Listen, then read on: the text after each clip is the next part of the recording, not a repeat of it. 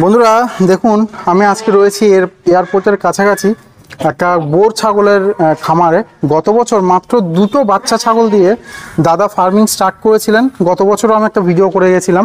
তো অনেকেই আমাকে বলেছেন কমেন্টে যে পশ্চিমবঙ্গের ওয়েদারে নাকি বোর ছাগল হবে না। দাদা কিন্তু করে দেখিয়েছেন। মাত্র দুটো ছাগল থেকে আজকে দাদার কাছে 7-8টা ছাগল হয়ে গেছে, যার মধ্যে এই একটা ব্রিডার, কমন ব্রিডার। দাদার নিজের একজন বন্ধু রয়েছেন, সেই বন্ধুর সঙ্গে মানে এই কাছাকাছি আর কি ওনাদের বাড়ি। তো দুটো ফার্মই আর কি থাকে। তো সেখান থেকে দেখুন এর বাচ্চা হয়েছে 2টো, আর ওই যে আরেকটা মা ছাগল বা ধাড়ি ছাগল রয়েছে, ওর বাচ্চা হয়েছে 2টো। তো সবাইকেই বলবো যে সবসময় নেগেটিভ ভাববেন না, অবশ্যই পজিটিভ কিছু ভাববেন, তবেই কিন্তু আমরা ভালো কিছু বড় কিছু করতে পারবো। ছোট চিন্তা নিয়ে বড় কিছু করা যায় না।